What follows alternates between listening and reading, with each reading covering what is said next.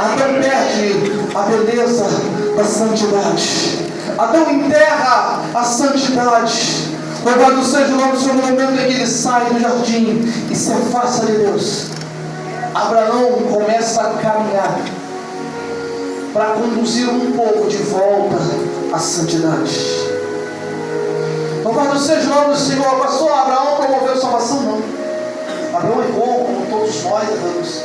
Pastor, então Isaac promoveu salvação? Não. Isaac também errou, como todos nós erramos. Inclusive cometeu os mesmos erros que o pai, sabendo que era errado, e mesmo assim repetiu muito dos erros de Abraão. Jacó, então, que deu continuidade, promoveu a salvação? Não. Louvado seja o nome do Senhor. Não, errou assim como nós erramos também. Louvado seja o nome do Senhor. O que eles estavam produzindo, o que eles estavam começando, louvado seja o nome do Senhor, era uma nação de onde viria o Salvador. O que eles estavam começando, aleluia, louvado seja Deus, era a nação de onde viria o Salvador. Por quê, pastor? Porque o Salvador não poderia se manifestar, louvado seja Deus, no Egito, que era extremamente idólatra. O Salvador não poderia se manifestar na Síria, que entregava as suas crianças, aleluia, a Deus, e sacrificava e matava. Aleluia, o Salvador não poderia se manifestar numa nação entregue, idólatra, afastada, cheia de pecados. Então o que é que Deus faz? Louvado seja o nome do Senhor. Ele revela isso, Ezequiel, ele diz assim: eu plantei uma semente. Louvado seja o nome do Senhor. Eu escolhi uma semente e plantei.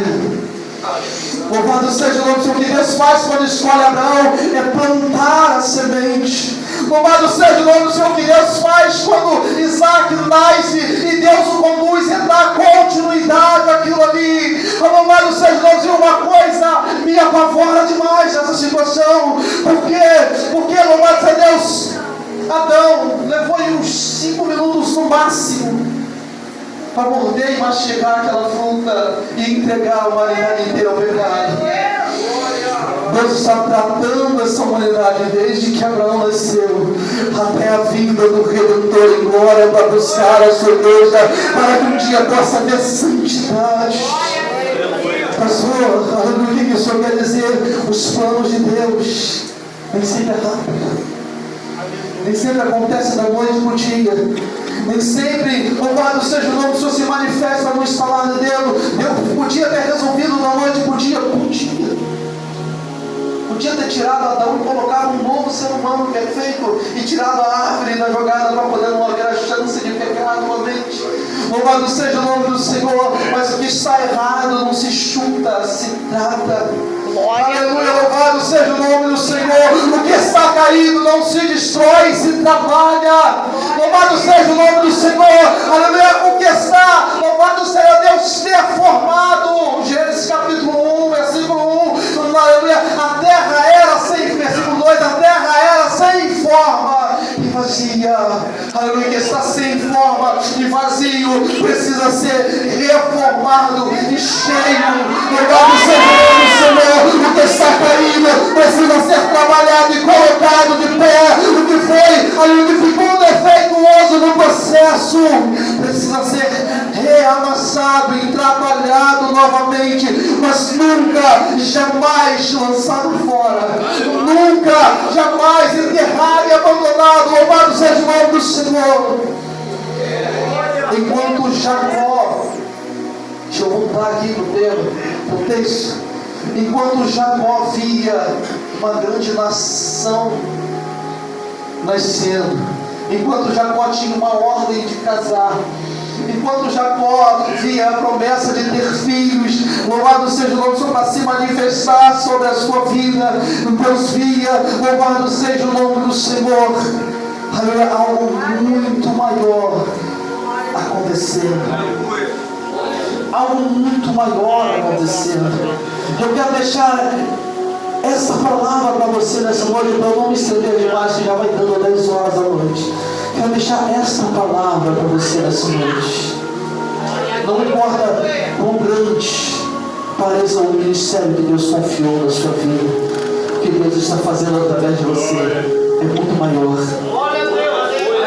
Não importa quão pequeno pareça o ministério que Deus confiou a sua vida, o que Deus está fazendo através de você, já dizia o apóstolo Paulo, nem olhos viram, nem ouvidos ouviram, nem desceu ao coração do homem o que Deus tem preparado para aqueles que o amam.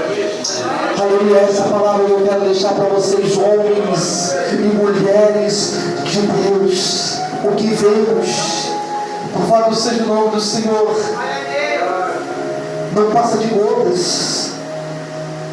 O muito que nós vemos não passa de gotas, porque o que Deus está fazendo, enquanto você está vendo aqui, enquanto você olha nos seus olhos naturais, ou enquanto você olha com a limitação que lhe foi dada, louvado seja o nome do Senhor, você vê muito, louvado seja o nome do Senhor, mas Deus está fazendo muito mais.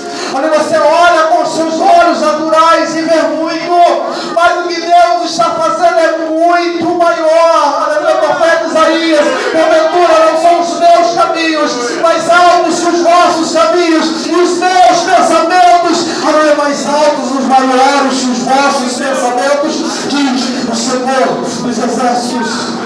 Aleluia. E eu amo a passagem de Jacó, a palavra a respeito de Jacó, da vida de Jacó. Para me finalizar, Jacó vai, casa, tem filhos, é enganado algumas vezes por seu sogro, sai de lá fugido. Mas quando ele volta pelo caminho que ele atravessa o vale de Jaboque, eu não vou falar da luta com o anjo, se foi isso que você pensou. Quando ele atravessa o vale de Jaboque, e ele se prepara para um encontro com Esaú, seu irmão, ele não sabe muito bem quão poderoso Esaú está nesse momento. Ele não sabe quanto de dinheiro, ele não sabe quanto de soldado, ele não sabe o tamanho, o poder de Esaú. O que a Bíblia deixa muito claro é que Esaú era muito casado, ele tinha muitas mulheres. Então 20 anos depois, que é o que Jacó levou para voltar, provavelmente uma dúzia de filhos ele já tinha. E ele imagina assim: eu tomei a bênção do meu irmão, e quando eu sair, o meu irmão queria a minha morte. Se eu volto hoje com este monte de criança, mulheres e animais, eu não tenho como enfrentar esta guerra contra Esaú. E ele divide o seu povo em duas partes. Ele coloca uma parte para a esquerda, uma parte para a direita.